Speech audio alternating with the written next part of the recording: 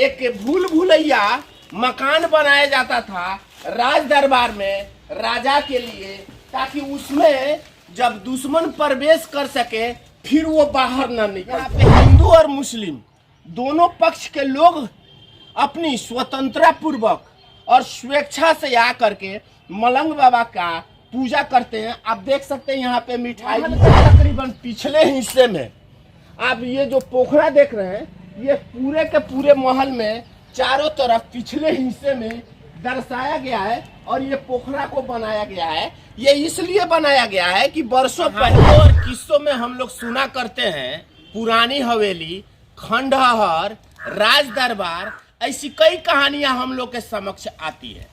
उन तमाम कहानियों में हम एक ऐसे सिरे की कहानी उभार करके आप सब तक पहुंचाएंगे जो हजारों वर्ष पहले यहाँ पे राज दरबार हुआ करता था। आज ये राज दरबार तकरीबन स्वतः खंडहरों में तब्दील हो गया है। ये तमाम तस्वीरों को मैं दिखाना चाहूँगा। आप देख सकते हैं यहाँ पे जो खंडहर ये आज देख रहे हैं, यहाँ कभी राज दरबार हुआ करता था। ये बताया जाता है लोगों के अनुसार कि ये 7 मंजिल था, मगर आज ये मलबे में सारा का सारा तब्दील हो चुका है।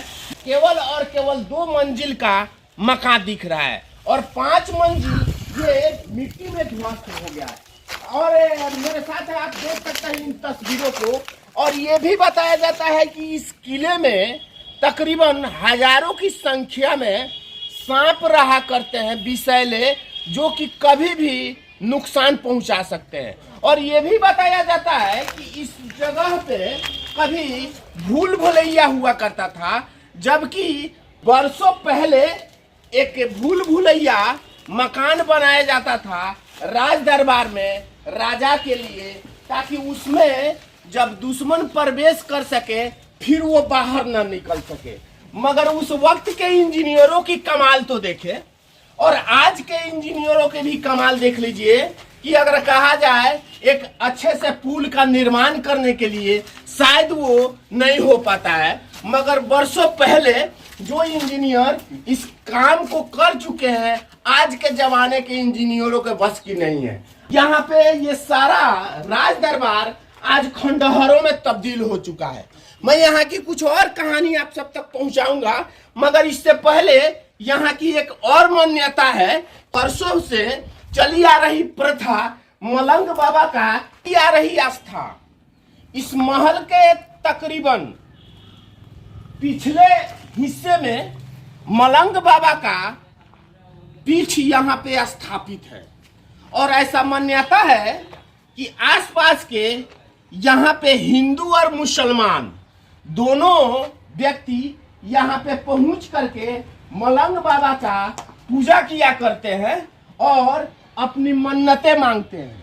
और ये भी बताया जाता है कि जिसके घर में शादी का समारोह हो, वे अपनी सर्वप्रथम कार्ड को न्योते के रूप में मलंग बाबा के ऊपर लाकर रखते हैं। और ऐसी मान्यता माना जाता है कि मलंग बाबा से ही वे यहाँ के अपने शुभ कार्यों को न्योता देने के बाद ही किया करते हैं। यहाँ पे हिंदू और मुस्लिम दोनों पक्ष के लोग अपनी स्वतंत्रता पूर्वक और स्वेच्छा से आकर के मलंग बाबा का पूजा करते हैं। आप देख सकते हैं यहाँ पे मिठाई भी चढ़ाया गया है, पानी भी है, अगरबत्ती भी जलाया गया है। और यहाँ पे खड़ाऊ का जोड़ा आप देख सकते हैं, जो कहीं ना कहीं एक आस्था का विश्वास जो कहा जाता है आज भी जिंदा है और यहाँ पे देखने को मिलता है। और ये जो आप महल के तकरीबन पिछले हिस्से में आप ये जो पोखरा देख रहे हैं, ये पूरे के पूरे महल में चारों तरफ पिछले हिस्से में दर्शाया गया है और ये पोखरा को बनाया गया है। ये इसलिए बनाया गया है कि वर्षों पहले बड़े बड़े राजा महाराजा अपने राजमहल के पिछले हिस्से में चारों तरफ से पोखरा नुमा गड्ढा बनवाते थे, ताकि दूसरे जगह के कोई भी ऐसा सैनिक हमारे महल में प्रवेश न कर सके या फिर कोई दुश्मन हमारे ऊपर चढ़ाई न कर सके। इसके लिए ये राजमहल के पिछले हिस्से में चारों तरफ से पोखरा का निर्माण कराया जाता था।